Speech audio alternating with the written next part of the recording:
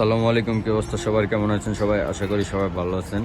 আলহামদুলিল্লাহ আমিও ভালো আছি। তো দেখতে পাচ্ছেন আজকে ধাপটিটা খালি খালি লাগতেছে। খালি খালি লাগার কারণ হইলো ওই যে আমার পুরানোর কবুতরগুলো উপরে পয়সা রয়েছে, আর এখানে যেগুলো কবুতর খুব কম ছাড়ি সেই কবুতরগুলো আছে, যেমন এই যে বাঘা নটটা, এটার পর কাটা আছে। আর এখানে আবার কবুতর আছে, এই খাঁচায় আলাদা করে কবুতরগুলোকে রাখছি, কারণ এগুলো এখনো সেট হয়নি। এখানে ম্যাকপাই আছে, ম্যাকপাই তো আমরা উড়ে না, কিন্তু এক জোড়া বাচ্চা আছে। এই যে এই আর এবার এই জোড়া বাচ্চাটাকে আমরা সেট করে ফেলবো। তো এদের ফুল ফেদার আছে, তো যে কারণে এখন যদি ছাড়ি কবুতরটা উড়ে যাবো, তো আস্তে আস্তে আমরা সিস্টেমে সেট করে ফেলবো, ঘর চিনে ফেলবো। তো এখন যেটা মূল কথা হচ্ছে যে ধাপড়ির কবুতর, এখন ধাপড়িতেই কবুতর আমি একটা থরা দিয়ে রাখছিলাম, হ্যাঁ, ডিম দেওয়ার। তো কী হয়েছে, যে থরার মধ্যে কবুতর ডিম দিয়ে দিচ্ছে। এই যে মাটি কবুতর ডিম নিয়ে বসে দিচ্ছে, একটা ভালো প্লাস পয়েন্ট, আবার একটু মাইনাসও পয়েন্ট। এখন এই কবুতরটা উঠতে চাইবো না, এ কারণে ওই ডিম নিয়ে বসে রয়েছে। এই যে দেখা যেতেছে কিনা, দেখা যেতেছে না, এখন এক জোড়া ডিম নিয়ে বসে রয়েছে।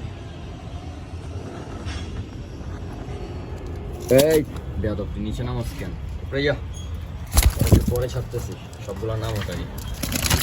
ডিম দেখা যেতেছে, এ হলো ডিম, আর এটা হইলো মাদি কবুতর, নটটা উপরে আছে। আজকে প্রায় বিগত ব্যস্ততার কারণে কবুতর ছাড়তে পারি না, প্রায় 1 মাস পরে আমি কবুতর ছাড়তেছি কাটায় কাটায়। আরও 1 মাসের বেশি হইতে পারে, 1 মাস না 1 মাসের আরও বেশি হবে কবুতর ছাড়া হয় না।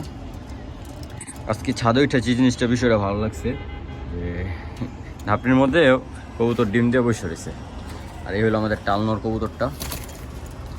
আর ভিতরে থরের অবস্থা বলতে গেলে, থরে এখন কোনো থর নাই বললেই চলে।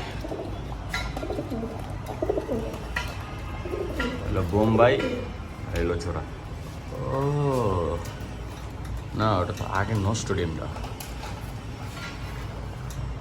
ও নষ্ট ডিমটা, এটা ফেলে দিতে হবে। আর আমরা ফেলে দেবো, আর খুব শীঘ্রই আবার ডিম দিয়ে দেবে। আমরা ফালাই দিই নষ্ট ডিম মাটিতে রেখে। আর এটা পুরো নষ্ট একটা ডিম দেখতে পাচ্ছেন। আমাদের বাচ্চা জম ছিল, বাট ঠিক মতো ওম দেয়নি, যে কারণে ডিমটা আর কি নষ্ট হয়ে গেছে। আপাতত এখানে রাখি। তো কবুতরটা অনেক বের হয়েছে, এটা দেখা যেতেছে, সাদা কবুতরটা বের হতে যেতেছে।